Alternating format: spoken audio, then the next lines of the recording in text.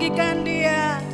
Sepanjang hari ku beri penghormatan kepadamu ya Allah. Sekali lagi mulutku penuh dengan pujian.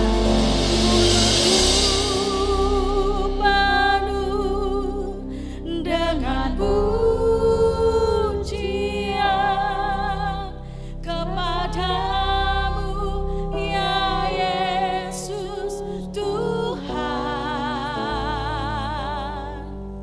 Sepanjang hari ku beri penghormatan kepadamu ya Allah. Mulutku penuh dengan pujian kepadamu ya Yesus Tuhan. Sepanjang hari ku beri penghormatan kepadamu ya Allah. Sepanjang hari ku beri penghormatan kepadamu ya Allah. Sepanjang hari ku beri penghormatan kepadamu ya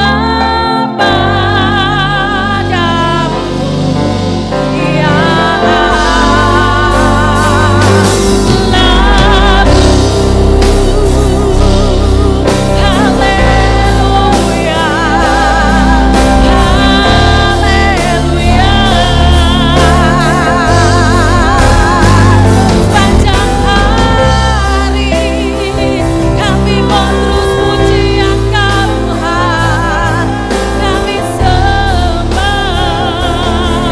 Haleluya.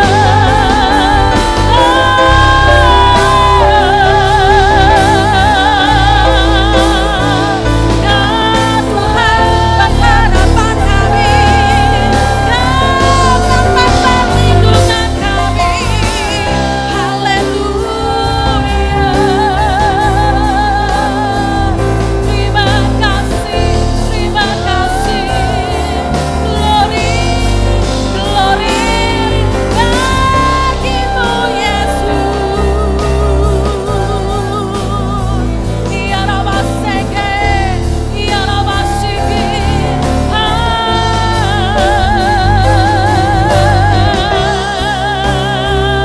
Kami agungkan, kami tinggikan, kami muliakan Engkau Tuhan. Haleluya. Terima kasih Tuhan.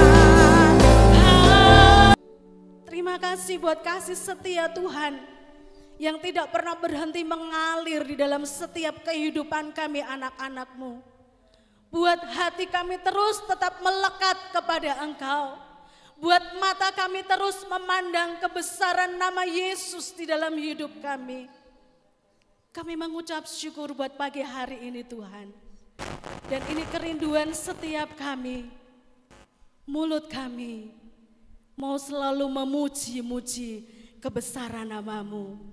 Terima kasih Bapa, pimpin ibadah pagi hari ini.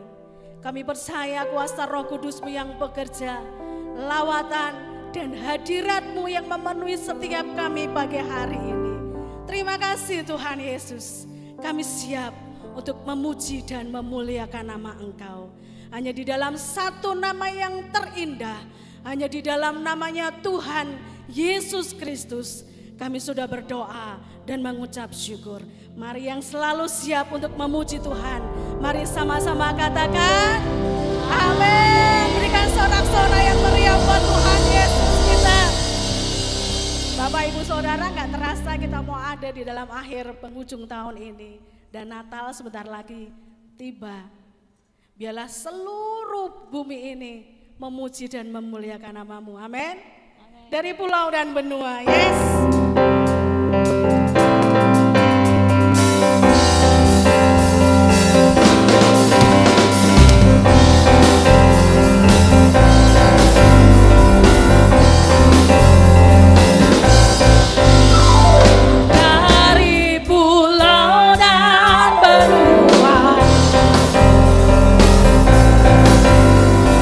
Kedengar selalu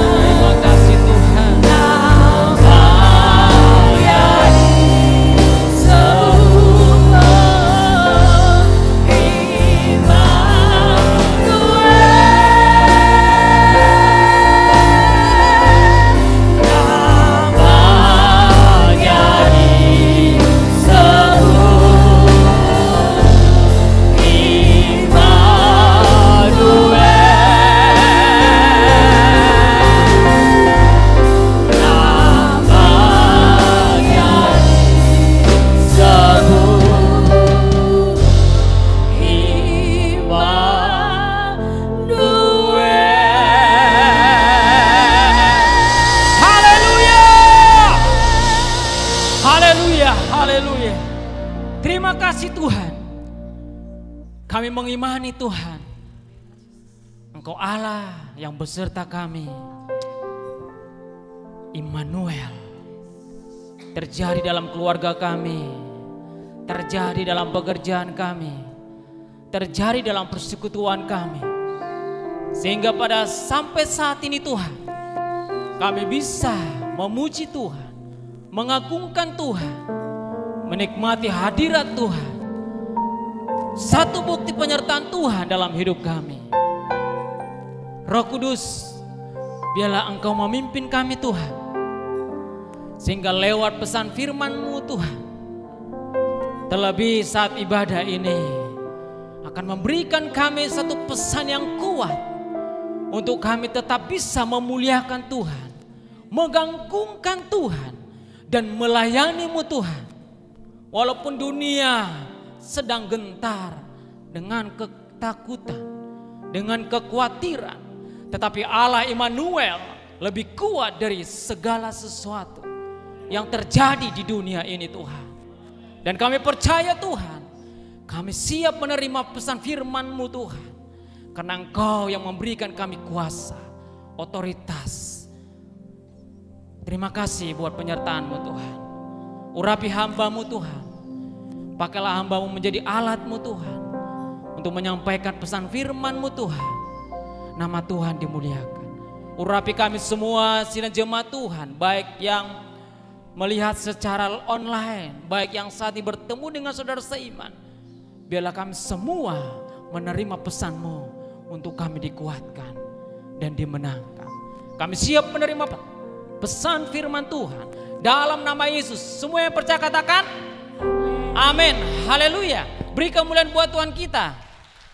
Puji Tuhan. Saudara kasih dalam Tuhan Yesus, tidak terasa saudara, kita sudah masuk suasana Natal. Amin. Jadi walaupun dunia berkata menakutkan, mengkhawatirkan, tetapi rencana Allah tidak pernah gagal. Semuanya berjalan sesuai rancangan Tuhan sampai pada waktunya Tuhan. Oleh karena itu jangan pernah mengalahkan iman kita oleh karena situasi dan segala konsep-konsep dunia. Tetapi kita harus tahu bahwa Tuhan merancang yang terbaik bagi seluruh umatnya. Hari ini saya akan membawa satu tema yang dipercayakan, tema adalah Immanuel, yaitu Tuhan beserta kita. Mungkin secara umum kata-kata ini tidak asing lagi, tetapi saudara kasih, ada hal yang dahsyat di saat kita melihat firman Tuhan secara mendalam. Ada perkara-perkara yang luar biasa, karena justru kata Immanuel inilah menunjukkan kesempurnaan Allah dalam rancangannya. Ia Alfa dan Omega. Jadi kita harus tahu bahwa kekristenan itu bukan di awal saja, tetapi kekristenan itu adalah dimulai dan akan diakhiri sesuai rancangan Tuhan. Amin. Haleluya. Saya percaya dan yakin suasana Natal ini akan membawa kita damai sejahtera, dan itu akan mengikuti bulan ke bulan dan tahun ke tahun. Haleluya. Mari kita buka Alkitab kita di dalam Yesaya pasal 7 ayat 13 dan 14. Demikianlah firman Tuhan. Lalu berkatalah Nabi Yesaya, baiklah, dengarkan hai keluarga Daud, belum cukupkah kamu melelahkan orang sehingga kamu melelahkan Allahku juga? Sebab itu Tuhan sendiri yang akan memberikan kepadamu suatu pertanda.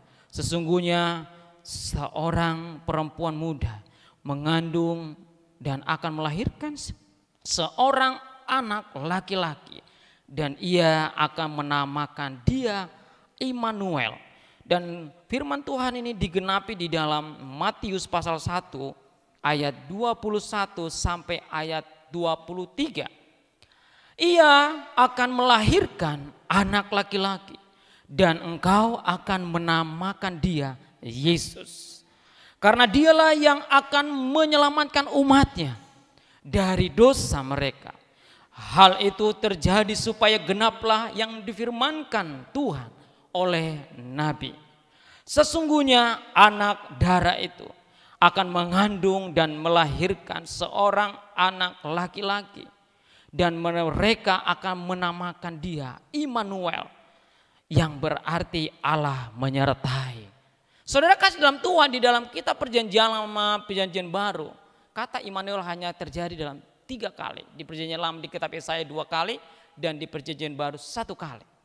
Kita mengacu kepada lebih dalam lagi, saudara kasih. Kata Immanuel ini adalah bahasa Ibraninya adalah dari kata im atau menyertai, manu adalah kami ataupun orang banyak, jamak, dan Elohim adalah Allah. Dalam istilah teologinya ataupun istilah teolognya, Allah menyertai kita adalah providensia Allah. Saudara kasih dalam Tuhan Yesus, kata providensia Allah itu adalah, kita lihat, pemeliharaan atau penyertaan Allah ialah rencana kekal Allah. Rencana ini mengantar ciptaan, baik secara umum maupun secara khusus kepada tujuannya yang tertinggi. Tujuan akhir semua ciptaan adalah memuliakan Allah. Seperti saya katakan tadi, kalau berbicara tentang Immanuel berarti berbicara tentang kesempurnaan rancangan Tuhan terhadap manusia, terhadap ciptaannya. Secara providensia Allah, bahwa sesungguhnya manusia itu diciptakan punya tujuan. Tujuan akhirnya adalah memuliakan Allah di tempat maha tinggi. Kita sudah tahu namanya adalah surga. Tetapi sebelum itu kita diberikan tanggung jawab di dalam kerajaan surga di bumi ini harus melakukan segala yang terbaik untuk memuliakan Tuhan. Katakan amin. Makanya orang Kristen harus bergerak. Orang Kristen sifatnya itu progres. Orang Kristen itu sifatnya itu adalah hidup. Karena apa? Karena punya tujuan. Tujuan kita bukan hanya di dunia semata yang terbatas dengan ruang dan waktu. Tetapi tujuan kekal Allah lah menjadi tujuan kita yang sesungguhnya, saudara. Makanya saudara kasih dalam Tuhan, providensia Allah adalah merupakan satu rencana Tuhan yang terbaik dalam hidup kita. Kita lihat, apa itu providensia Allah secara umum? Providensia Allah secara umum adalah semua ciptaannya, baik yang jahat, baik orang benar, baik yang tidak benar, sama-sama menikmati kehidupan di bumi. Kalau kita baca saudara kasih di dalam Matius pasal 44 sampai 45, dikatakan demikian. Tetapi aku berkata kepadamu, kasihilah musuhmu dan berdoalah bagi mereka yang menganiaya kamu. Karena demikian kamu menjadi anak-anak Bapa yang di surga, yang menerbitkan matahari bagi orang yang jahat dan orang yang baik, dan menurunkan hujan bagi orang yang benar dan orang yang tidak benar. Saudara kasih dalam Tuhan, providensia Allah secara umum itu berlaku kepada semua orang. Jadi Bapak Ibu terkasih dalam Tuhan, jangan iri melihat orang-orang sekitar kita mungkin sukses, tetapi mereka tidak kenal Tuhan. Mungkin sekitar kita orang kelihatannya berhasil, padahal mereka tidak pernah ke gereja. Karena memang itu adalah merupakan rencana Allah secara umum.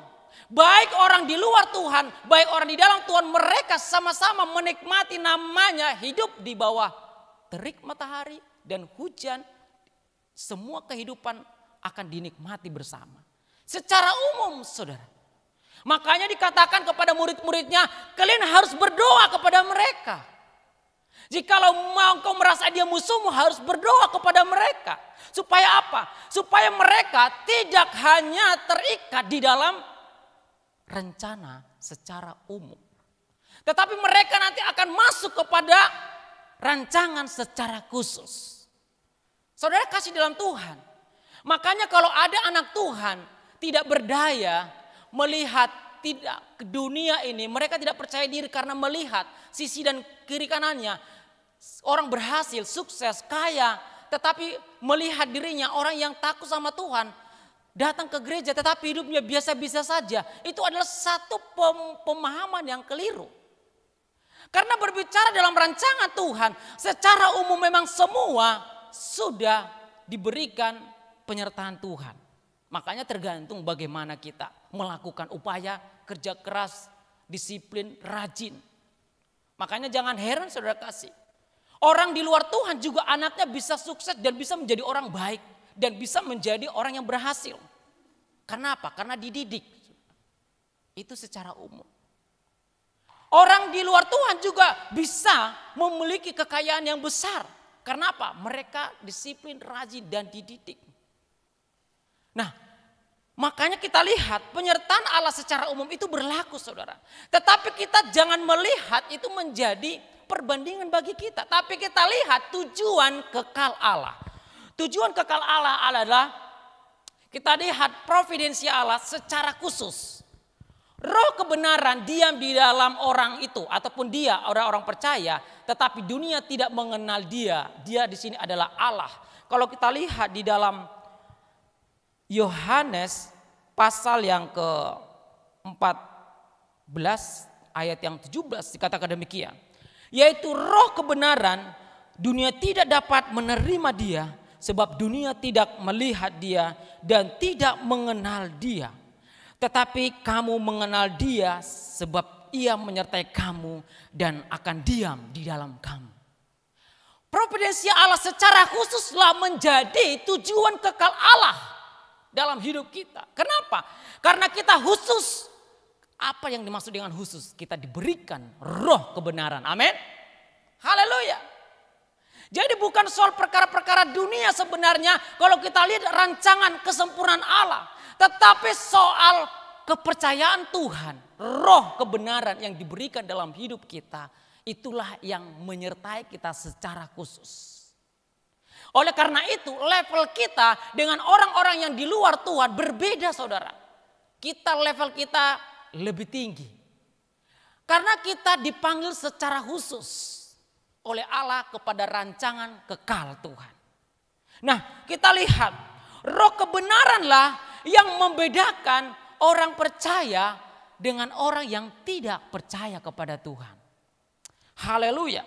Kalau kita lihat di dalam Filipi pasal 3 ayat 7 sampai 8 bagaimana Rasul Paulus mengajarkan kepada jemaat bahwa mereka adalah orang-orang yang khusus, saudara kasih.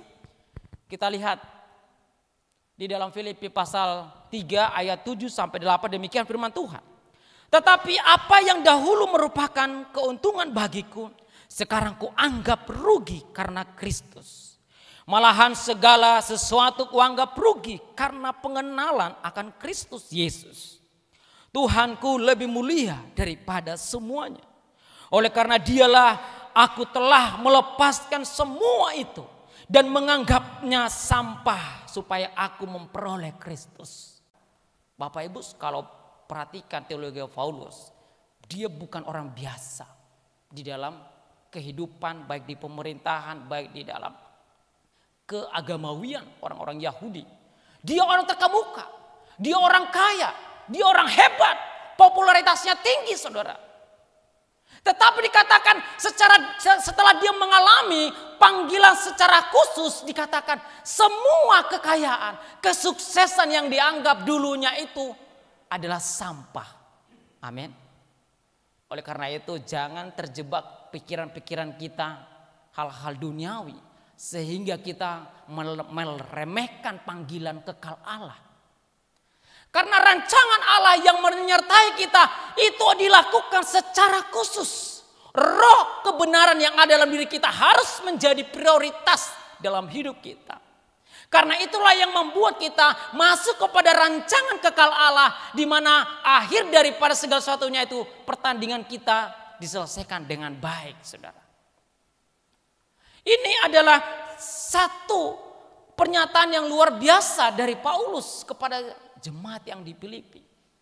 Bahwa yang terbaik, yang teristimewa adalah kamu mendapatkan panggilan secara khusus.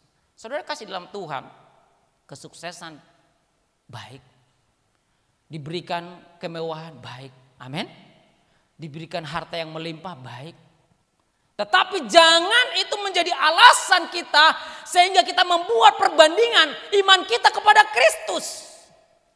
Karena itu tidak ada bandingnya apapun. Paulus bilang itu sampah. Panggilan kekal Allah menjadi tujuan providensial Allah kepada manusia. Makanya kalau kita perhatikan ada orang Kristen, dia bangga oleh apa yang dia dapat, oleh apa yang dia punya. Berarti dia belum memahami rancangan Tuhan, rencana Tuhan, penyertaan Tuhan secara khusus, saudara. Amin. Saya percaya yakin di tempat ini semua adalah orang-orang yang mengerti rancangan Tuhan, penyertaan Tuhan secara khusus. Oleh karena itu saudara kasih dalam Tuhan, karena kita masuk pada rancangan atau penyertaan Tuhan secara khusus, ada 4 hal yang akan menguatkan kita saudara, bahwa Tuhan sudah membuktikan itu. Saudara kasih dalam Tuhan, kita lihat yang pertama adalah ada 4 macam provinsi Allah secara khusus bagi orang percaya. Yaitu adalah pemeliharaan Tuhan tidak bisa dihindari.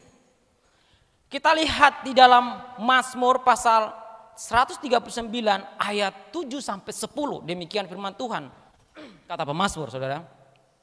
Kemana aku dapat pergi menjauh dari roh-Mu? Kemana aku dapat lari dari hadapan-Mu? Jika aku mendaki ke langit, Engkau di sana. Jika aku menaruh tempat tidurku di dunia orang mati, di situ pun Engkau. Jika aku terbang dan dengan sayap fajar dan membuat kediaman di ujung laut, juga di sana tangan-Mu akan menuntun aku dan tangan kanan-Mu memegang aku. Yang pertama adalah bukti pemeliharaan Tuhan adalah tidak bisa dihindari saudara. Maka saudara kasih dalam Tuhan, kalau kita sudah masuk dalam rancangan khusus kepada Tuhan, Tuhan tidak akan pernah meninggalkan kita. Amin. Apapun kondisimu, apapun masalahmu. Mungkin saat ini engkau sedang merasa engkau terjatuh. Mungkin saat ini engkau merasa khawatir dan takut karena situasi. Ingat, rancangan Tuhan, penyertaan Tuhan tidak bisa dihindari. Jadi tidak ada yang bisa mengintimidasi. Kamu sudah berdosa. Kamu tidak layak lagi datang kepada Tuhan. Kamu tidak layak masuk surga. Tidak bisa menjadi satu acuan mematahkan semangat orang Kristen. Orang percaya. Kenapa? Karena penyertaan Tuhan sudah terjadi bagi hidup orang yang percaya.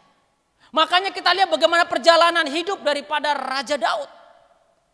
Karena dia sudah masuk dalam rancangan khusus. Waktu dia jatuh dalam kegagalan, dia datang kepada Tuhan. Waktu dia mengalami masalah-masalah dalam hidupnya, dia mulai tidak berdaya, dia datang kepada Tuhan. Bagaimana dengan kita? Apa mencoba untuk menghindar? Mau kemana? Ke gunung? Ke gua? Atau mau buat mungkin ruang di bawah tanah? Dikatakan Tuhan juga ada di sana, saudara. Makanya kita bersyukur sebagai orang Kristen, orang percaya yang setia kepada Tuhan. Tuhan tidak bisa mengingkari penyertaan Tuhan. Dan kita tidak bisa menghindari penyertaan Tuhan dalam hidup kita. Haleluya.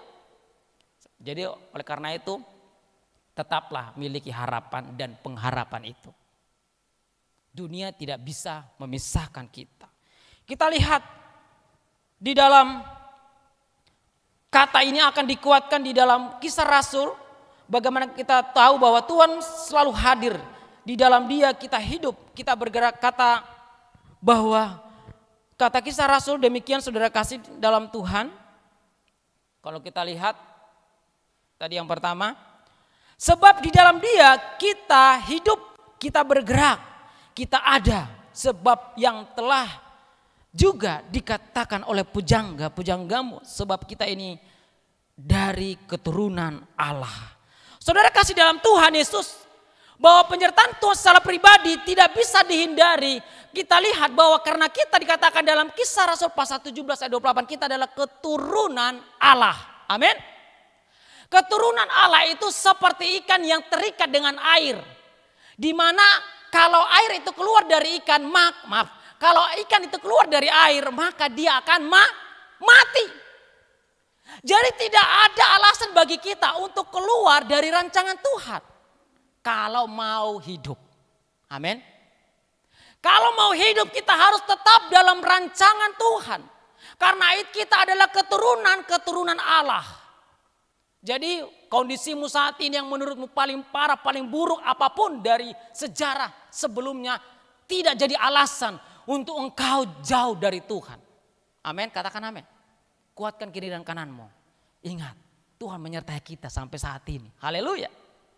Berikan kekuatan bagi diri kita, bagi orang lain. Supaya mereka bangga punya Allah. Karena kita adalah keturunan Allah. Kita seperti ikan di dalam air yang terikat dengan air. Tidak boleh keluar dari air. Kalau keluar dari air mati. Demikian orang Kristen. Tidak boleh meninggalkan Tuhan. Kalau dia meninggalkan Tuhan karena kondisi apapun, dia akan mati. Oleh karena itu tidak ada pilihan. Tidak ada pilihan. Kita harus mengikuti rancangan Tuhan. Karena kita adalah keturunan Allah. Saudara kasih dalam Tuhan Yesus. Kita lihat yang selanjutnya saudara. Providensi Allah secara khusus pemeliharaan Tuhan digenapi lewat kelahiran Yesus sebagai Tuhan dan Juru Selamat. Kita lihat saudara, yang paling menarik di sini kita tadi sudah baca saudara, bahwa Allah Bapa mengutus anaknya dengan cara unik 100% saudara kasih. Oleh karena itu mari kita harus memiliki satu semangat yang luar biasa. Tidak ada sejarah mencatat bahwa Allah mereka bisa manusia 100% tetapi Allah juga 100%. Tapi Alkitab menuliskan bahwa dia adalah anak manusia tetapi dia adalah anak Allah. Haleluya. Dia adalah anak manusia tetapi dia adalah Allah juga sepenuhnya.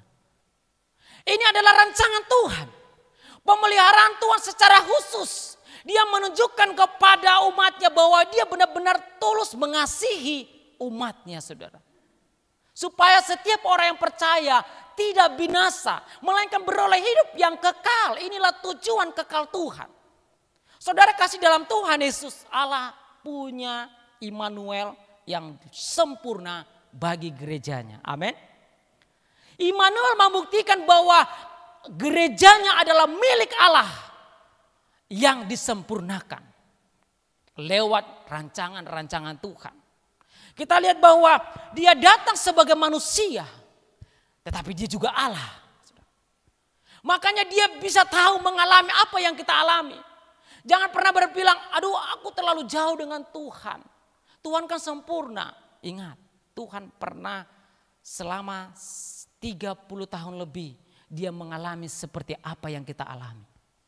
Sakit dia alami, lapar dia alami, menderita apalagi dia alami, bahkan mati di kayu salib, puncak dari misi Tuhan terjadi dia alami. Jadi tidak ada alasan kita berkata bahwa Tuhan kan sempurna, kita manusia biasa. Allah sudah mengalami apa yang kita alami saudara. Artinya adalah pemeliharaan Tuhan sudah dinyatakan, dibuktikan dengan sempurna lewat pernyataan dirinya sebagai manusia walaupun dia adalah Allah. Saudara kasih dalam Tuhan. Makanya tidak boleh ada alasan lagi bagi kita bahwa kita adalah manusia biasa. Benar. Secara umum kita manusia biasa. Provinsi Allah secara umum adalah kita manusia biasa sama dengan orang yang di luar Tuhan. Tetapi melihat provinsi Allah secara khusus kita adalah manusia yang luar biasa. Amin. Kenapa? Karena ada roh Allah yang dimateraikan dalam diri kita. Makanya dikatakan di dalam 1 Yohanes katakan bahwa roh yang ada di dalam dirimu itu lebih besar daripada roh yang ada di dunia ini saudara. Makanya kalau orang Kristen sedang mengikuti aliran dunia yang sedang menakutkan saat ini satu keliru. Ini sesuatu kekeliruan dalam memahami tentang penyertaan Tuhan. Kekristenan itu punya sendiri ciri khas dari Tuhan. Karena apa? Karena kita manusia luar biasa. Karena kita keturunan Allah. Nah kita lihat penyertaan Tuhan. Secara khusus saudara kasih dalam Tuhan. Kita lihat yang ketiga adalah pemeliharaan Tuhan. Dengan pengorbanan Yesus Kristus. Sampai kepada kebangkitannya saudara.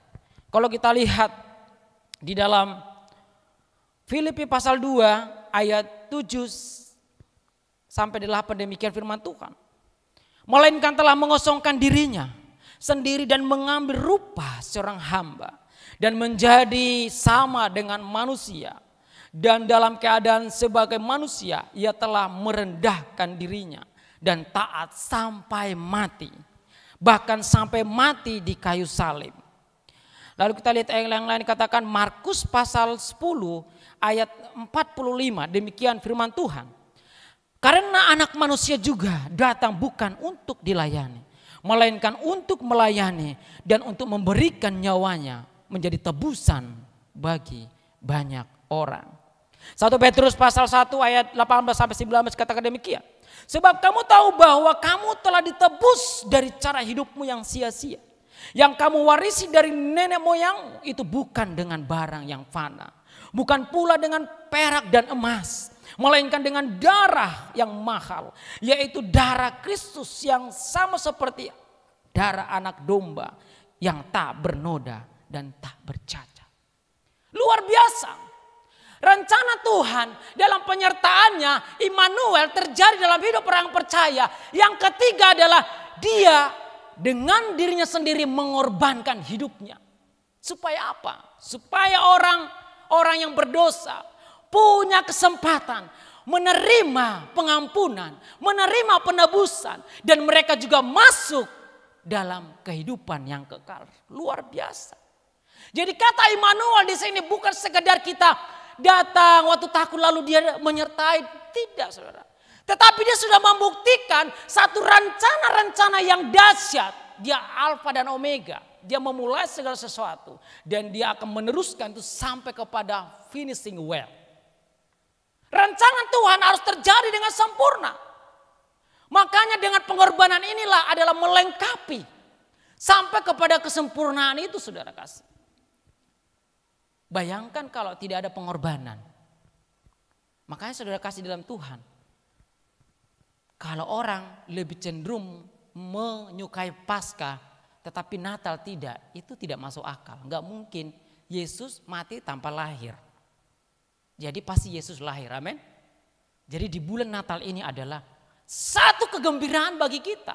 Memperingati satu sejarah bahwa pemeliharaan Tuhan Immanuel itu adalah sempurna rancangannya bagi umatnya. Amin. Makanya saudara kasih dalam Tuhan. Walaupun secara khusus kita dimasuk bulan Desember itu lebih bahagia daripada bulan-bulan yang lalu. Tetapi ini harus memberikan kita semangat lebih dahsyat.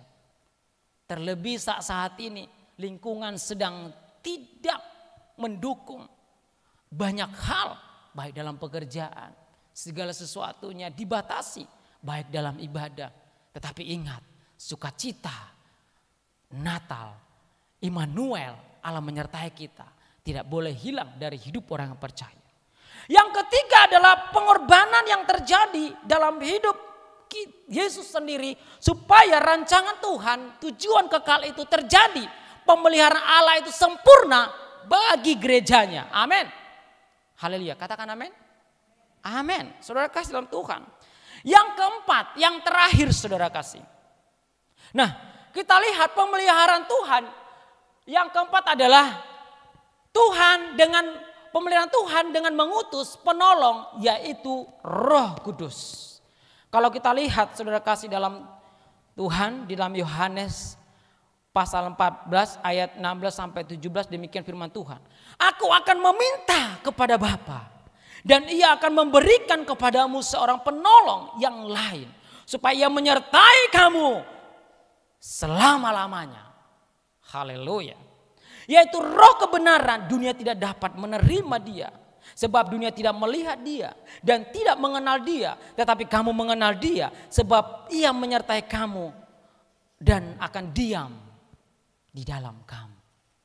Saya katakan tadi Tuhan memulai rencananya.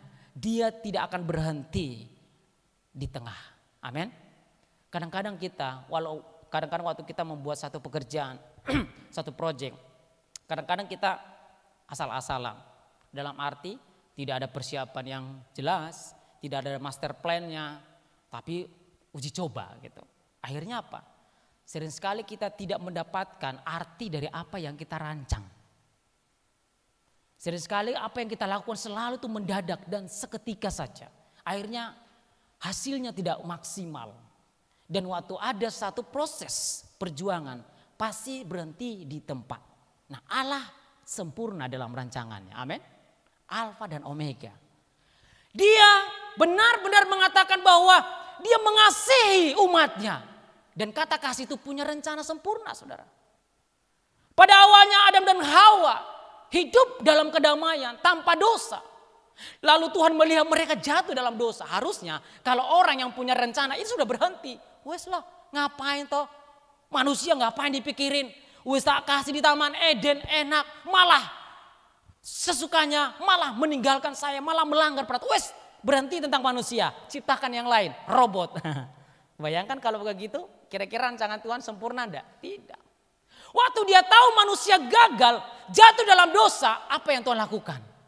Dia lihat rancangan Tuhan harus disempurnakan dengan cara Allah harus datang sebagai manusia dan juga sebagai Allah 100% untuk menebus manusia itu. Dan tidak hanya seperti itu. Waktu dia naik ke surga, dia juga melihat umat manusia tidak boleh sendirian. Dalam arti tidak boleh tanpa penyertaan Tuhan. Dia meminta kepada Bapa untuk mengirim penolong Roh Kudus. Amin. Sempurna. Klimaks dari gereja adalah penyertaan Roh Kudus. Roh Kudus menyertai kita bukan hanya saat ini, tetapi berbicara tentang tujuan kekal saudara kasih dalam Tuhan. Makanya saudara kasih dalam Tuhan, ingat, Tuhan tidak pernah memanggil kita hanya uji coba. Tuhan tidak pernah menerima kita hanya percobaan. Tuhan tidak pernah memanggil menerima kita hanya sebagai eksperimen. Ya kalau kamu nanti kamu setia kepadaku, kalau kamu tetap menyembah aku, kamu akan tetap saya perhatikan. Tetapi Tuhan melihat waktu manusia juga jatuh dalam dosa, dia tetap memberikan kesempatan supaya manusia itu masuk kepada rencana tujuan kekal Tuhan. Roh Kudus. Roh Kudus dikirim untuk menolong kita. Roh Kudus kekuatannya adalah dia bisa memberikan kesadaran kepada manusia tentang benar dan salah. Kekuatan Roh Kudus adalah dia bisa ada di mana-mana seperti rencana awal. Di mana Allah Elohim, Allah Yahweh menyertai orang-orang percaya dari sejak zaman Abraham, Musa. Dia Allah ada di mana-mana. Tetapi waktu wujud manusia seperti Yesus, mungkin kealahan itu hanya bangsa-bangsa tertentu. Lalu dia harus direncanakan supaya sempurna. Tuhan mengirim Roh Kudus sampai selama-lamanya. Amin. Jadi tidak ada alasan bagi orang percaya, Tuhan, saya takut dan khawatir, saya sendiri. Keliru dia memahami tentang rancangan Tuhan. Tuhan sudah menyediakan, Tuhan sudah mengirim seorang penolong, yaitu adalah Allah, yaitu adalah Parakletos, itu adalah Roh Kudus. Yang dimanapun kita berada, dia bisa menyertai kita, menolong kita. Mungkin ada Bapak Ibu terkasih yang saat ini yang sedang mengalami masalah persoalan yang berat, kesedihan. Harus tahu bahwa Roh Kudus ada. Nah, di dalam yang keempat tadi itu adalah bukti-bukti bahwa penyertaan Allah luar biasa. Katakan amin. Haleluya. Nah, oleh sebab itu manusia tidak boleh berhenti. Manusia harus punya respon, saudara. Oleh karena itu, jika Tuhan menyertai kita, apa yang akan dilakukan oleh manusia? Ada dua hal. Yang pertama adalah tidak perlu takut di dunia ini. Kalau kita lihat di dalam Mazmur pasal 23 ayat 4 demikian firman Tuhan. Sekalipun aku berjalan dalam lembah kekelaman, aku tidak takut bahaya. Sebab engkau besertaku. Gadamu dan tongkatmu itulah menghibur aku. Amin. Ini adalah respon yang positif. Kalau kita tahu bahwa Tuhan menyertai kita, kita harus ada respon yang positif. Tidak takut apapun di dunia ini. Kenapa? Karena Tuhan ada dan menyertai sekalipun dalam berjalan dalam lembah kekelaman. Haleluya. Saat ini kita sedang menghadapi situasi seperti lembah kekelaman. Kemana-mana kita berita itu adalah berita yang menakutkan. Bahkan berita-berita tentang kematian itu sangat meningkat di masa-masa pandemi ini. Apakah ini membuat orang Kristen juga takut? Saya katakan, lihat, Tuhan Immanuel. Amin. Lihat Allah Immanuel, Allah beserta kita. Bahkan kalau kita lihat saudara kasih, rencana Tuhan yang luar biasa. Dikatakan di dalam Roma pasal 8 ayat 35 dan ayat 35. Maaf saudara kasih, akan saya edit sedikit. Ayat 35 kalau Bapak Ibu bawa Alkitab bisa dibuka. Ayat 35, 38 dan sampai 39 saudara. Demikian firman Tuhan. Siapakah yang akan memisahkan kita dari kasih Kristus? Penindasan atau kesesakan atau penganiayaan atau kelaparan atau ketelanjangan atau bahaya atau pedang? Sebab aku yakin bahwa baik maut maupun hidup, baik malaikat-malaikat maupun pemerintah-pemerintah, baik yang ada sekarang maupun yang akan datang, atau kuasa-kuasa baik yang di atas maupun yang di bawah, ataupun sesuatu yang makhluk lain tidak akan dapat memisahkan kita dari kasih Kristus ataupun kasih Allah yang ada di dalam Kristus. Katakan amin. Tidak perlu khawatir. Saya banyak melihat dari status-status medsos baik orang-orang percaya juga. Yang paling terbesar membuat ketakutan mereka adalah kematian, saudara. Padahal Paulus katakan bahwa kematian orang percaya itu adalah keuntungan. Kalau memang itu harus terjadi, kenapa kita tidak bersyukur? Amin.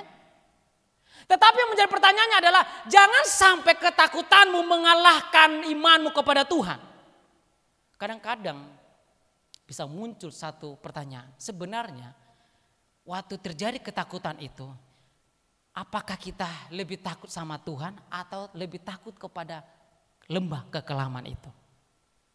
Nah, disinilah cara berpikir penyertaan Tuhan secara khusus kepada orang percaya.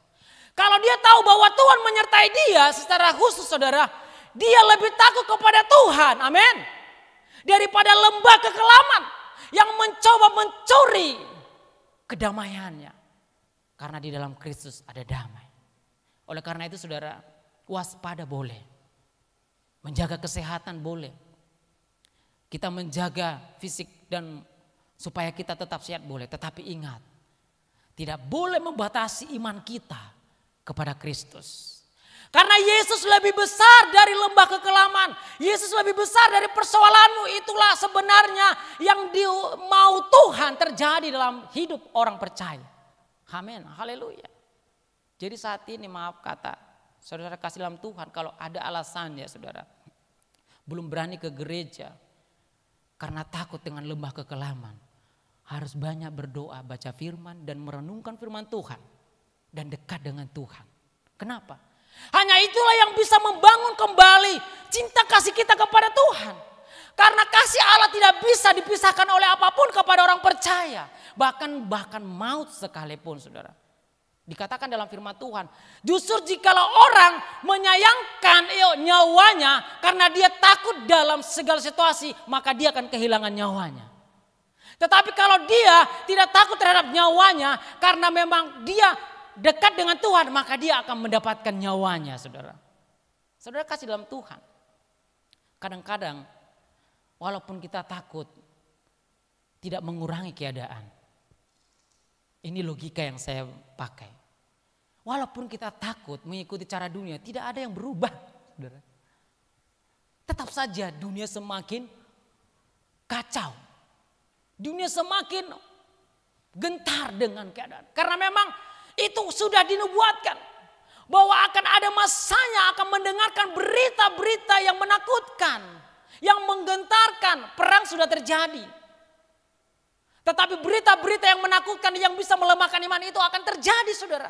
Makanya hanya orang yang tahu bahwa dia dalam Immanuel, penyertaan Allah secara khusus, dia akan kuat dan dia tidak takut. Amin. Makanya saudara kasih dalam Tuhan, waktu masa-masa pandemi itu lagi hebat-hebatnya 4 bulan yang lalu, saudara. Kita dari hamba-hamba Tuhan pastori tetap melayani, saudara. Orang berkata ngapain melayani? Takut nanti kematian. Kami tahu kematian dalam Kristus itu adalah keuntungan. Apalagi kalau mati pas melayani. Amin. Haleluya. kebahagiaan. Haleluya. Katakan sebelah kiri kanan, jangan takut. Jangan takut. Waspada boleh, jaga kesehatan sesuai prosedurnya, protokol kesehatan. Tetapi tidak boleh takut. Karena ketakutan itu adalah rencana iblis untuk merusak mentalitas kekristenan. Ketakutan itu rencana iblis sejak Adam dan Hawa. Waktu mereka jatuh dalam dosa, mereka takut kepada Allah sehingga mereka sembunyi. Itu adalah intimidasi dari iblis. Membuat orang percaya tidak beriman, makin lemah dan makin lemah sehingga hubungannya dengan Tuhan semakin terputus. Tetapi ingat, firman Tuhan berkata tadi bahwa penyertaan Tuhan tidak bisa dihindari. Mau kemana kita lari? Karena takut. Mungkin mau buat ruangan khusus, Allah ada di sana. Bahkan dikatakan di bawah tanah pun ada, di ke langit ada. Jadi kita harus tahu bahwa di dalam Kristus ada rencana penyertaan Tuhan. Yang pertama tadi tidak boleh takut, amin. Jadi mulai saat ini biarlah di nuansa Natal ini akan memberkati kita untuk tahun 2021 supaya kita tidak takut oleh apapun. Yang terakhir, yang kedua adalah jika Tuhan menyertai kita, tindakan kita adalah terang dunia, saudara. Amin. Dikatakan terang dunia adalah, kita lihat di dalam Yohanes pasal 8 ayat 12. Maka Yesus berkata pula kepada orang banyak, katanya, akulah terang dunia, barang siapa mengikut aku, ia tidak akan berjalan dalam kegelapan, melainkan ia akan mempunyai terang hidup. Dan dikatakan juga di dalam Matius pasal 5 ayat 14, kamu adalah terang dunia, kota yang terletak di atas gunung tidak mungkin tersembunyi. Tindakan orang percaya karena dia sudah tahu penyertaan Tuhan sempurna dan luar biasa. Mereka harus menjalankan misi Allah. Di mana Allah sebagai terang dunia, maka terang dunia itu juga ada dalam hidup kita. Amin. Makanya saudara kasih dalam Tuhan, kalau kita sedang mengupload status kita, jadilah terang. Bagaimana caranya menjadi terang, saudara? Sampaikan kata-kata filosofi hidup yang berdasarkan firman. Haleluya. Kalau mau berkeluh kesah, saudara, berkeluh kesahlah di ruang tidur ataupun di tempat pribadi dengan Tuhan. Amin. Katakan, Tuhan, lepaskan beban kita. Tapi jangan lepaskan itu kepada medsos. Di sana tidak akan Tuhan menjawab, saudara. Yang menjawab itu nanti netizen. Halah, kamu itu lemah ya. Kamu kurang makan ya. Kamu sendiri ya. Iya. Oh, kasihan. Gitu aja.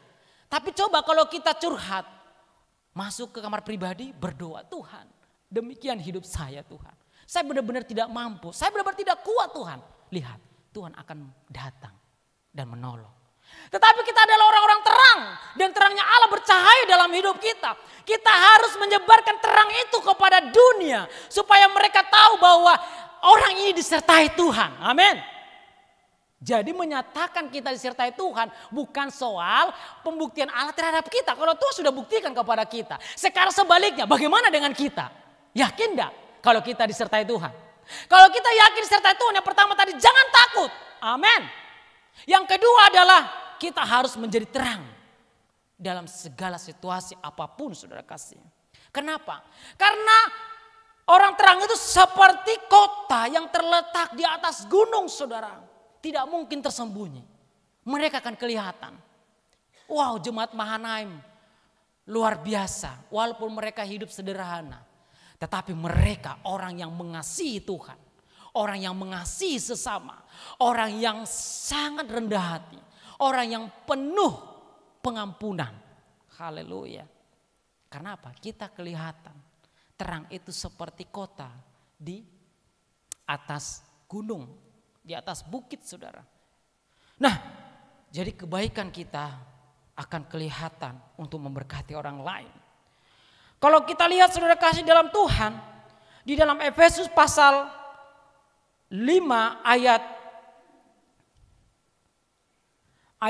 8 demikian firman Tuhan. Memang dahulu kamu adalah kegelapan, tetapi sekarang kamu ada terang di dalam Tuhan. Sebab itu hiduplah sebagai anak-anak terang. Amin. Hiduplah sebagai anak-anak terang, saudara. Kalau kemarin kita waktu ada betsonan ucapan syukur anak binaan kita sebelum menikah, masuk dalam berkat pernikahan, kita masuk dalam konteks rahasia bahagia. Jadi kita melihat dari konteks itu ada 3 ciri khas kekristenan ataupun bisa dikatakanlah terang bercahaya. Yang pertama itu yang paling gampang dia itu adalah mengasihi. Yang kedua itu adalah mengampuni. Yang ketiga itu adalah penolong. Haleluya. Jadi terang bercahaya itu kelihatan saudara. Bagaimana kita mengampuni orang lain di saat terjadi masalah persoalan. Bagaimana kita menyelamatkan orang lain di saat kita melihat ada yang lemah, ada yang tidak mampu. Saudara kasih dalam Tuhan. Dari antara jemaat kita kemarin saudara tiba-tiba bilang kepada saya, Pak Esra, saya mau menolong, memberkati orang lain. Sebut aja nama-namanya, saudara kasih. Tapi dibilangnya benar-benar menderita. Dalam hatiku ngeri juga nih. Orang yang mau nolong kok harus menderita. Tapi itu satu tanda terang. Amin. Itu adalah satu bukti bahwa dia mau menolong orang-orang lain saudara. Orang di sekitarnya. Karena itu adalah ciri khas kita sebagai terangnya Allah. Saudara kasih dalam Tuhan Yesus Kristus. Karena disitulah kita lihat bagaimana pertolongan Tuhan terjadi dalam hidup kita. Nah saudara kasih dalam Tuhan Yesus. Penyertaan Tuhan itu terjadi kepada Yusuf. Jadi ini hanya menjadi satu tokoh yang kita ambil contohnya adalah kita lihat penyertaan Tuhan terjadi kepada Yusuf. Kita lihat apa yang dialami Yusuf saudara. Kalau kita baca di dalam Kejadian pasal 39 ayat 2, ayat 21, 23. Tapi satu perikop itu menceritakan tentang bagaimana Tuhan menyertai Yusuf. Tapi sebelum pasal-pasal itu menceritakan bagaimana hidup Yusuf sebelum mengalami hal-hal yang luar biasa saudara. Kita lihat saya rangkum semua. Yusuf yang pertama dibenci saudaranya. Yusuf dijual saudaranya. Bahkan dinyatakan juga di dalam perjanjian baru Kisah Rasul 7 ayat 9. Dan Yusuf dipenjara. Lalu yang selanjutnya Yusuf kesayangan bagi kepala penjara. Dikerjakan Yusuf dibuat Tuhan berhasil. Yusuf orang yang berkuasa nomor 2 di Mesir. Nomor 7 keturunan Yusuf menyerang Betel juga disertai Tuhan. Hakim-Hakim pasal 1 ayat 22. Saudara kasih dalam Tuhan, kalau berbicara disertai Tuhan, Allah yang sempurna dalam rancangannya, bukan berarti kita baik-baik, enak-enak seperti yang kita inginkan. Amin. Jadi kalau ada orang punya pemahaman, saya disertai Tuhan, katanya orang Kristen disertai Tuhan, tapi aku kok ada masalah, kok ada persoalan. Lihat Yusuf, saudara. Ada pengalaman yang lebih ngeri daripada Yusuf. Saudaranya sendiri, saudara, membenci dia. Karena mereka tahu bahwa Tuhan membuat mimpi besar bagi Yusuf. Yang lebih fatal lagi adalah saudaranya menjual dia. Apakah berkata bahwa Yusuf tidak disertai Tuhan? Jadi kalau ada alasan karena ada masalah, Tuhan tidak menyertai, belajar dari perjalanan Yusuf. Bahkan dikatakan Yusuf di penjara. Apakah Tuhan tidak menyertai? Tuhan Yesus menyertai kita. Tuhan menyertai Yusuf. Tapi lihat, di saat proses itu terjadi dan kita tahu bahwa penyertaan Tuhan terjadi secara khusus dalam hidup kita. Lihat saudara,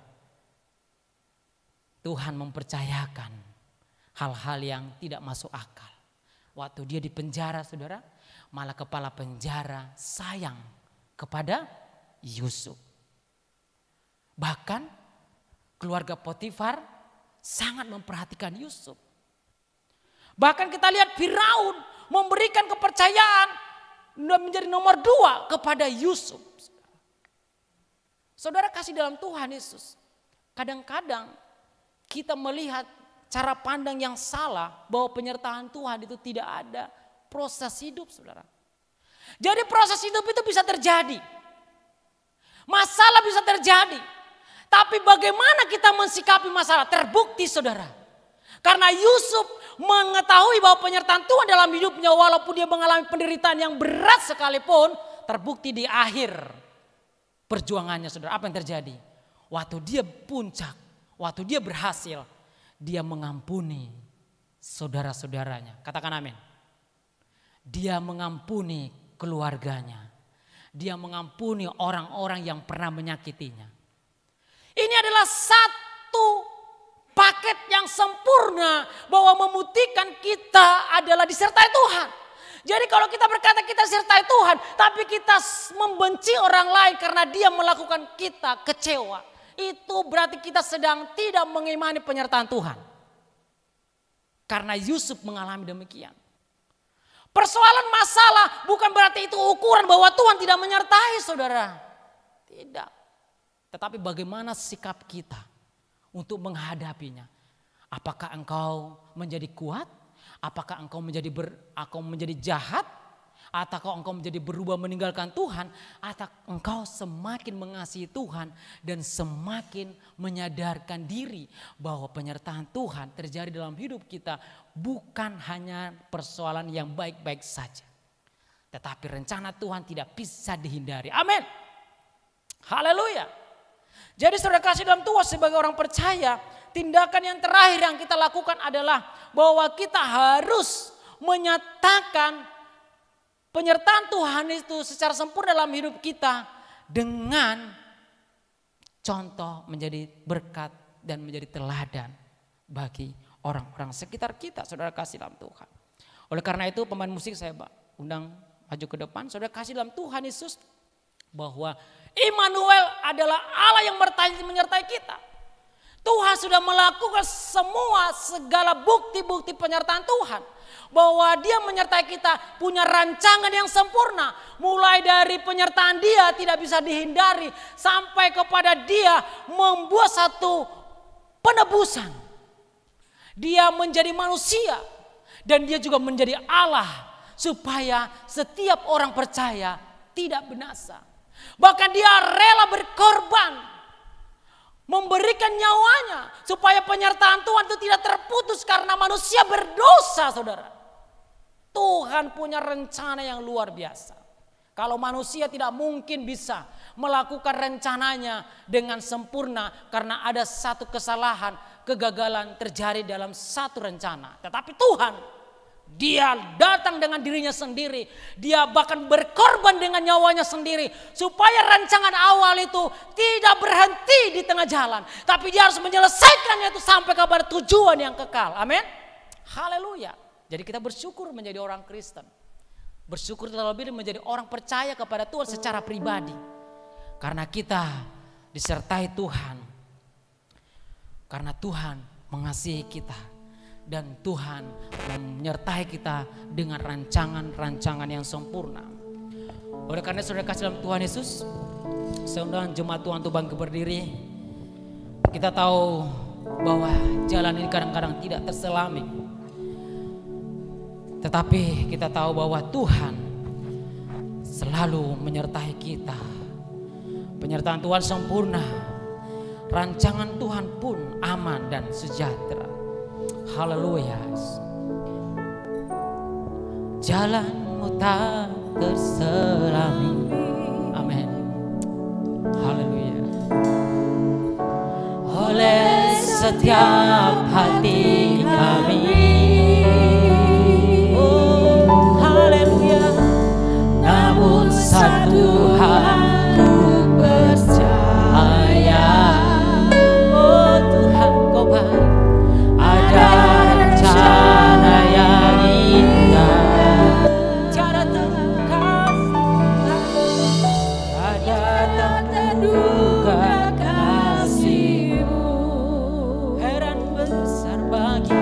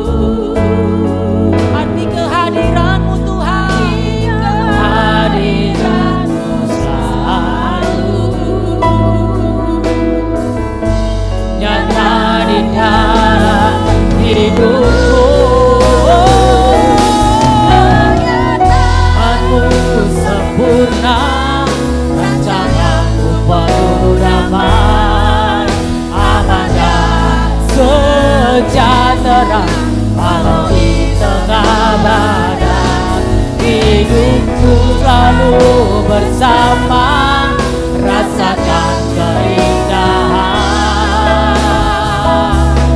hati kehadiran-Mu.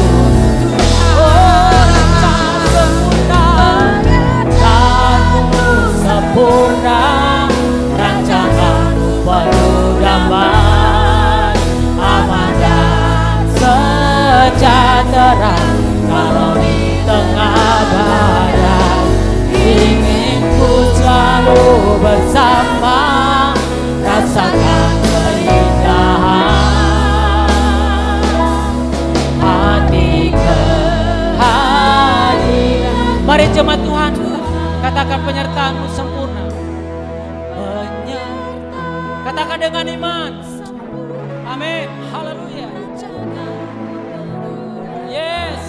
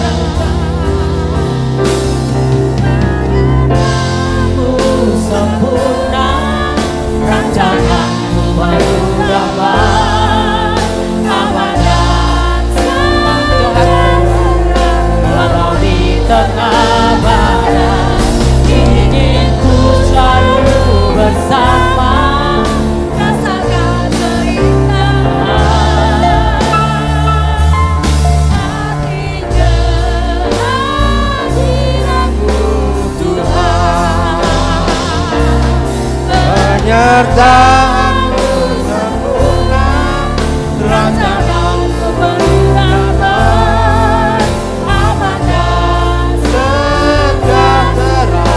Walau di tengah badai, inginku selalu bersama, rasakan keindahan hati kehadiran-Mu.